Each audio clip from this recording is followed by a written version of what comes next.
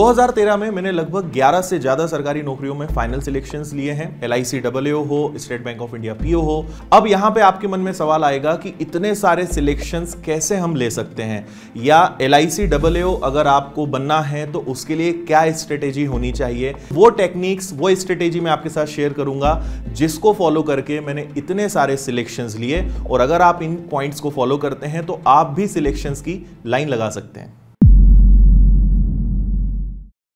नमस्कार दोस्तों, मेरा नाम है आदित्य पटेल। मैं एक एजुकेटर हूं और विनर्स इंस्टीट्यूट का फाउंडर भी। बात 2013 की है। 2013 के पहले 2008 में मैंने 18 ईयर्स की एज में अपना फर्स्ट सिलेक्शन लिया था state bank of India clerk का। लेकिन उस समय मुझे इतना ज़्यादा क्रेज़ नहीं था, गवर्नमेंट जॉब का कोई ज़्यादा ऐसा टेंशन नहीं था, तो मैंने उसे ज्वाइन नहीं किया। और उसके बाद मैंने टीचिंग को अपना करियर बनाया, अलग अलग इंस्टीट्यूट्स में मैंने टीचिंग की। लेकिन 2013 में फैमिली के प्रेशर के कारण मुझे ऐसा लगने लगा कि अब शायद मुझे गवर्नमेंट जॉब की प्रिपरेशन करनी चाहिए। हालांकि मेरे बेसिक्स पहले से क्लियर थे, तो मैंने सिर्फ 2 से 3 महीने की प्रिपरेशन करके जितने भी एग्जाम्स का मैंने आपको अभी थोड़ी देर पहले बताया, इन सभी एग्जाम्स में मैंने फाइनल सिलेक्शन लिया। मेरा 2013 में ऐसा कोई स्पेसिफिक टारगेट नहीं था कि मुझे इसी एग्जाम को क्वालिफाई करना है या इसी एग्जाम को मुझे टारगेट करना है। मेरा सिर्फ एक ही टारगेट था कि जो घर वालों का प्रेशर है, जो सभी का प्रेशर है कि भाई सरकारी नौकरी ले लो, बस मुझे इन्हें गवर्नमेंट जॉब लेकर दिखानी है। तो मैंने ये सोच लिया था कि जो भी नोटिफिकेशन निकलेगा, जो भी वैकेंसी मेरे सामने आएगी, मैं उसे क्रैक करने के लिए पूरी अपनी ताकत झोंक दूंगा। तो LIC AAO उसी साल निकला था। LIC AAO मैंने इसके पहले कभी सुना नहीं था। State bank of India PO का और सभी के नोटिफिकेशंस उस साल निकले। मैंने जितने भी 11 से 12 नोटिफिकेशंस निकले थे, सभी के फॉर्म फिल कर दिए, सभी के प्री मेंस इंटरव्यू देना शुरू किए, और एक समय ऐसा आ गया कि मेरे पास सभी के अपॉइंटमेंट लेटर सामने रखे हुए थे और मुझे उसमें से कुछ एक चूज करना था। अब सबसे बड़ी यहां पे प्रॉब्लम यह थी, क्योंकि 2 मेरे पास बहुत ही अच्छी अपॉर्चुनिटीज थी, एक SBI का PO, दूसरा LIC का AAO। अब यहां पर मैंने SBI PO को छोड़ते हुए LIC AAO को चुना। अब इसके कई कारण थे कि SBI PO से LIC AAO को चुनने का। सैलरी में, फैसिलिटीज में कोई बहुत ज्यादा डिफरेंस नहीं है। LIC AAO हो या हम कहें इंश्योरेंस इंडस्ट्री में, तो एक सबसे बड़ा डिफरेंस यहां पे आता है वर्क प्रेशर का। बैंकिंग से अगर हम कंपेयर करें तो LIC में या as a AAO work pressure में काफी डिफरेंस होता है। तो ये कुछ कारण थे जो मैंने LIC AAO को चूज किया और इसे ज्वाइन किया। कुछ साल मैंने इसमें जॉब करी, क्योंकि मेरा पैशन टीचिंग था, तो मैंने इसे छोड़कर फिर टीचिंग को अपना करियर बनाया। और अब बात ये करते हैं कि LIC AAO की प्रिपरेशन आप कैसे कर सकते हैं, या मैंने कौन सी ऐसी टिप्स या स्ट्रेटेजीज को फॉलो किया जिससे मैंने इसमें सिलेक्शन लिया।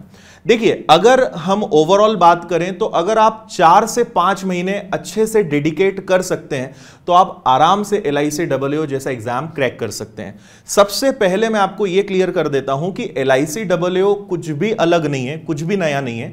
अगर आप बैंकिंग के सिलेबस को जानते हैं, अगर आप बैंक PO या बैंक क्लर्क के सिलेबस से अवेयर हैं, तो सेम सिलेबस आपको LIC AAO के लिए भी फॉलो करना है। मैथ्स है, रीजनिंग है, इंग्लिश है, general awareness, current affairs, banking, financial awareness, यही सारे सब्जेक्ट आपको LIC के लिए भी पढ़ना है। या इसको अगर आसान भाषा में मैं कहूं तो bank PO is equal to LIC AAO। हाँ, SSC या रेलवे की प्रिपरेशन करने वाले बच्चों के लिए इसका सिलेबस थोड़ा डिफरेंट हो सकता है। दोस्तों, अब बात करते हैं कि इसकी प्रिपरेशन आप कैसे स्टार्ट कर सकते हैं। देखिए, जब मैंने 2013 में इसकी प्रिपरेशन स्टार्ट की थी, तो सबसे पहले एक चीज आपको समझनी होगी कि इस एग्जाम में अगर सबसे ज्यादा इंपॉर्टेंट कोई चीज है तो वो है स्पीड। सबसे ज्यादा इसमें स्पीड मैटर करती है, और स्पीड का कनेक्शन सीधा सीधा मैथ्स से है। मैथ्स में अगर आपकी स्पीड अच्छी है तो आप इसको आराम से क्रैक कर सकते हैं। अब सवाल उठता है कि स्पीड को हम कैसे बढ़ाएं। तो स्पीड के लिए जैसे मैं फॉलो करता था, सबसे पहली चीज, आपको सभी टॉपिक्स के कंसेप्ट्स क्लियर होने चाहिए। आप टॉपिक वाइज अपने कंसेप्ट क्लियर करें, बेसिक्स स्ट्रॉन्ग करें, उसके बाद फिर सिंपल जितनी ज्यादा प्रैक्टिस करेंगे उतना आपका सब्जेक्ट जो है स्ट्रॉन्ग होता जाएगा। मैं जब मैथ्स को स्ट्रॉन्ग करने के लिए काम करता था तो मैं डेली हाफ एन आवर, आधे घंटे का टाइम निकालता था और उसमें कैलकुलेशन की बहुत सारी प्रैक्टिस करता था। कभी टेबल्स याद कर लिए, कभी मल्टीप्लिकेशंस, स्क्वायर्स, इन सब चीजों को डेली मैं आधा घंटा देता था, क्योंकि मैथ्स में टाइम बहुत कम होता है, क्वेश्चंस बहुत ज्यादा होते हैं, तो आपको स्पीड पर लगातार वर्क करना पड़ेगा, उसी से सिलेक्शन होता है। और ये केवल LICAA नहीं, बैंकिंग के हर एग्जाम के लिए ये रूल फॉलो आपको करना पड़ेगा। इसके बाद रीजनिंग है, तो मैं रीजनिंग में आपको बताऊंगा कि रीजनिंग में आप कोई टेंशन मत लीजिए। सिंपल 1 से 1.5 महीने अगर आपने प्रैक्टिस कर ली, पजल, सिटिंग अरेंजमेंट, आराम से आप सीख जाएंगे। रीजनिंग का कभी टेंशन मत लीजिए। लेकिन हां, एक सब्जेक्ट है इंग्लिश, जो मेरा भी वीक था एज ए कॉम्पिटिटिव एग्जाम्स के पॉइंट से, तो उस पर आपको शुरुआत से ही ज्यादा एफर्ट्स लगाने पड़ेंगे। इंग्लिश में सबसे इंपॉर्टेंट चीज होती है रीडिंग एबिलिटी। आपको डेली इंग्लिश में कुछ ना कुछ पढ़ना पड़ेगा। आप न्यूज़पेपर पढ़ सकते हो, मैगजीन्स पढ़ सकते हो, प्रीवियस पेपर्स के आर्टिकल्स पढ़ सकते हो। मैं ये सब चीजें फॉलो करता था। और इसमें एक और काम आपको करना होता है, वोकैबुलरी स्ट्रॉन्ग करना। तो जब भी मैं न्यूज़पेपर पढ़ता था या कोई आर्टिकल पढ़ता था, तो मैं सबसे पहले वहां पर जितने भी नए वर्ड्स मुझे मिलते थे, मैंने एक अपनी मीनिंग की सेपरेट बुक बना के रखी थी। तो मैं उस बुक में जब भी कोई मुझे नया वर्ड मिलता था, मैं वहां नोट कर लेता था। और ऐसे मैंने कलेक्शन करते रहा और एक अच्छे खासे वर्ड, जितने भी इंपॉर्टेंट वर्ड्स होते हैं, उन सब का कलेक्शन किया और वीकली में उन्हें रिवाइज करते रहता था। क्योंकि अगर आप जब तक किसी सेंटेंस को ट्रांसलेट ही नहीं कर पाओगे, तब तक आप समझ ही नहीं पाओगे कि वहां पे आपसे पूछा क्या गया है, आपको करना क्या है। जैसे एक रीडिंग कॉम्प्रिहेंशन आता है, जिसे हम आसान भाषा में अनसीन पैसेज बोलते हैं, क्लोज टेस्ट होता है, फिल इन द ब्लैंक्स होता है, एरर्स होती हैं। ये सब चीजें आपकी रीडिंग एबिलिटी पर डिपेंड करती है। एक और बहुत इंपॉर्टेंट चीज मैं आपको बताना चाहूंगा, जो मेरा पर्सनल एक्सपीरियंस है, मैथ्स और रीजनिंग में आपको इंप्रूवमेंट बहुत फास्ट मिलता है। आपने सपोज करिए आपने आज कोई टॉपिक सीख लिया, लेट्स एज्यूम कि आपने परसेंटेज सीख लिया। परसेंटेज अगर आपने 3 या 4 दिन सीख लिया, तो आपके परसेंटेज के क्वेश्चंस आज से सॉल्व होना स्टार्ट हो जाएंगे। सेम रीजनिंग का है। लेकिन इंग्लिश में इतना जल्दी इंप्रूवमेंट आपको कभी दिखाई नहीं देगा। आप आज से एफर्ट्स लगाओगे, आज से आप काम करोगे, तब जाके आफ्टर 1 या 1.5 मंथ्स के बाद आपको इंग्लिश में इंप्रूवमेंट फील होगा। तो जब तक आप अपने एफर्ट्स कंटिन्यू नहीं लगाओगे, तब तक आप इंग्लिश को इंप्रूव नहीं कर सकते। क्योंकि मैथ्स और रीजनिंग एकदम इंस्टेंट रिजल्ट देते हैं, लेकिन इंग्लिश में टाइम लगता है। तो मैंने भी जब प्रिपरेशन स्टार्ट करी, तो लगभग मुझे 1 से 2 महीने बाद इंग्लिश पे अच्छी कमांड में हासिल कर पाया। तो कंसिस्टेंसी इज वेरी इंपॉर्टेंट। आपको लगातार चलते रहना पड़ेगा और इंग्लिश में आपको एडवांस में काम करना पड़ेगा। आप ऐसे मत सोचिएगा कि एकदम हम एंड मोमेंट पे लास्ट के 10-12 दिनों में कर लेंगे, ऐसे में आप इंग्लिश इंप्रूव नहीं कर पाएंगे। देखिए, अब कई बच्चे पूछते हैं कि सर इसके लिए कोई इंपॉर्टेंट बुक है क्या, या कोई ऐसी बुक आप बता दीजिए जिसको फॉलो करें हम अगर, तो हम इसमें आसानी से सिलेक्शन ले पाएं।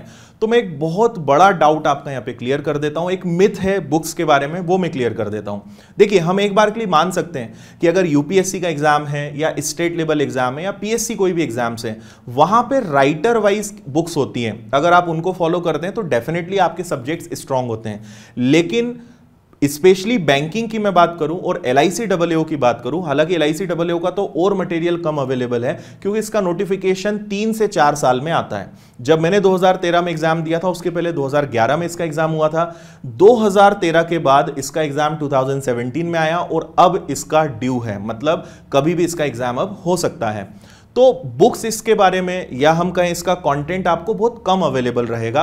और फैक्ट ये है कि कोई भी ऐसी बुक नहीं है कि जिसको आप अगर फॉलो करें तो आप श्योर शॉर्ट एकदम आप इसमें एकदम परफेक्ट हो जाएं। तो आपको थोड़े एफर्ट्स लगाने पड़ेंगे। मैथ्स की बहुत सारी प्रैक्टिस बुक्स आपको मिल जाएंगी। मैं हमेशा सजेस्ट करता हूं कि आप कोई भी बुक ले लीजिए, सारी बुक्स अच्छी होती हैं, क्योंकि बुक्स होती हैं प्रैक्टिस के लिए। आप जब कोई बुक लेते हैं तो आप पहले तो उसके कंसेप्ट्स क्लियर करेंगे, बेसिक आप समझेंगे, जो कई सारे आप कहीं से भी उसको कर सकते हैं। आप यूट्यूब पे वीडियोस देख सकते हैं, ऑनलाइन कोई आपके पास कंटेंट है आप उससे देख सकते हैं। कंसेप्ट्स क्लियर करने के बाद फिर आप प्रैक्टिस करने के लिए कोई भी बुक ले लीजिए। कोई भी ऐसी स्पेसिफिक बुक नहीं है कि आप अगर उसको फॉलो करेंगे तो आप उससे अपने सब्जेक्ट को स्ट्रॉन्ग कर पाएंगे। तो मेरा बुक्स के केस में एक ही सजेशन है कि आप प्रैक्टिस के लिए कोई भी बुक ले लीजिए। एक और बुक आपको जो सबसे इंपॉर्टेंट इसमें लेना है वो है आपकी प्रीवियस पेपर्स। तो प्रीवियस पेपर्स LICAAA के बहुत सारे पब्लिकेशंस हैं, आपको इजीली मार्केट में मिल जाएंगी। बाय चांस अगर आपको LICAAA की बुक नहीं मिल रही है तो आप बैंक पीओ के प्रीवियस पेपर्स की बुक खरीद लीजिए। सेम लेवल रहेगा, सेम सिलेबस है, सेम पैटर्न है, दोनों में कहीं से कहीं तक किसी भी प्रकार का कोई डिफरेंस नहीं है। इसके बाद कई सारे बच्चों के मन में एक और डाउट होता है, सर इंटरव्यू इसका कैसा होता है, या इंटरव्यू इसका बहुत टफ तो नहीं होता है। तो इंटरव्यू के बारे में कुछ चीजें मैं आपको क्लियर कर देता हूं। सबसे पहला, इंटरव्यू आप किसी भी लैंग्वेज में दे सकते हो, कभी लैंग्वेज का टेंशन आप न लें, क्योंकि इंटरव्यू में सबसे इंपॉर्टेंट ये होता है कि आप जिस भी लैंग्वेज में कंफर्टेबल फील कर रहे हो आप उसमें दे सकते हैं, ये क्लियरली मेंशन रहता है। अब अगला सवाल होता है कि इसमें कैसे क्वेश्चंस होते हैं। तो देखिए, इंटरव्यू को हम 2 या 3 सेक्शंस में डिवाइड कर सकते हैं। सबसे पहले आपसे पर्सनल क्वेश्चंस होंगे, लाइक आपका नाम, आप किस शहर से हैं, क्या क्वालिफिकेशंस हैं, आपके फादर मदर क्या करते हैं, बेसिक क्वेश्चंस आपके होते हैं। दूसरा एक सेक्शन होता है जिसमें आपकी क्वालिफिकेशन रिलेटेड क्वेश्चंस होते हैं, आपने BSc करा है, BCom करा है, जो भी डिग्रीज आपके पास है उससे रिलेटेड आपसे क्वेश्चंस किए जाते हैं। तीसरी कैटेगरी होती है उस इंडस्ट्री से रिलेटेड, जैसे आप LICAAA में जा रहे हो, आप इंश्योरेंस इंडस्ट्री में जा रहे हो, तो आपसे इंश्योरेंस रिलेटेड बेसिक चीजें पूछी जाएंगी जो लगभग सभी को पता होती है। कभी भी बहुत डीप नॉलेज आपसे नहीं वो चाहेंगे कि एकदम प्रोफेशनल लेवल का नॉलेज आपसे वो नहीं एक्सपेक्ट करेंगे, लेकिन एक बेसिक चीजें आपको इंश्योरेंस के बारे में पता होनी चाहिए। और वो जब आप प्रिपरेशन स्टार्ट करते हो तो इंश्योरेंस की बेसिक टर्मोलॉजी और ये सारी चीजें आप धीरे धीरे समझने लगते हैं। तो इंटरव्यू बहुत आसान होता है, मुश्किल से 15 से 20 डेज में आप अपने लेवल पर इसकी प्रिपरेशन कर सकते हो। अगला फिर एक क्वेश्चन आपके मन में होता है कि इसकी जॉब प्रोफाइल, LICAAA तो हम बन गए लेकिन करना क्या है। तो जब मैंने LICAAA ज्वाइन किया था तो मुझे वहां पे पता चला कि इसमें अलग अलग डिपार्टमेंट्स होते हैं। जैसे किसी को न्यू बिजनेस डिपार्टमेंट मिलता है, किसी को OS ऑफिस सर्विस मिलता है, क्लेम सेटलमेंट होता है, ऐसे अलग अलग ऑफिस में डिपार्टमेंट्स होते हैं। आपको सबसे पहले ब्रांच अलॉट की जाती है और आपको किसी एक डिपार्टमेंट का हेड बनाया जाता है। और कभी भी आपको कोई भी डिपार्टमेंट, कोई भी वर्क अलॉट किया जाएगा तो उसके पहले प्रॉपर ट्रेनिंग दी जाती है। LIC की जैसे हमने जब ट्रेनिंग ली थी तो 9 मंथ्स की हमारी ट्रेनिंग हुई थी, जो अलग अलग सिटीज और मैनेजमेंट डेवलपमेंट जो सेंटर्स हैं वहां पर इसकी पूरी ट्रेनिंग दी गई थी। तो मुंबई हो, पुणे हो, सूरत हो, अलग अलग लोकेशंस पे हमें पूरी ट्रेनिंग दी गई थी, उसके बाद हमें वर्क अलॉट किया गया था। तो आपको जॉब से रिलेटेड या किसी भी प्रकार की वर्किंग से रिलेटेड टेंशन लेने की जरूरत नहीं है, क्योंकि वो पूरा आपको वहां पे सिखाते हैं। दोस्तों, एक और क्वेश्चन आपका हो सकता है वो है कि इसमें ग्रोथ या प्रमोशन के क्या चांसेस हैं। तो जब मैं LICAAA ट्रेनिंग में था तब हमें बताया गया था कि जो हमारे चेयरमैन हैं, क्योंकि वो लोग भी आए थे, उन लोगों से के साथ भी हमारा इंटरेक्शन हुआ था, तो अगर आप LICAAA पोस्ट से ज्वाइन करते हैं तो ग्रोथ प्रमोशन का आप टेंशन मत लीजिए, आपके पास चेयरमैन बनने तक की अपॉर्चुनिटीज होती है, क्योंकि जो हमारे चेयरमैन हैं वो भी LICAAA से ही स्टार्ट उन्होंने किया था।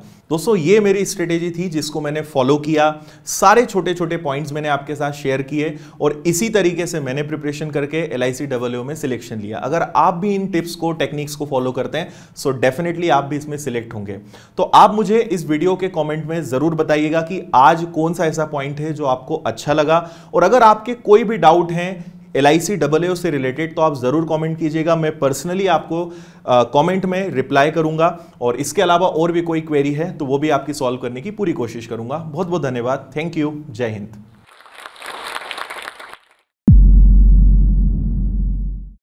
नीचे दिए हुए लिंक से आप जोश स्किल्स ऐप को प्ले स्टोर से डाउनलोड कर पाएंगे। डाउनलोड करने के बाद आप इस लैंडिंग पेज पर लैंड होंगे। यहाँ पे अपना मोबाइल नंबर डालें और OTP आने का वेट करें। इसके बाद स्पोकन इंग्लिश कोर्स में इन्वेस्ट करने के बाद आपको अपना पहला लेसन मिलेगा।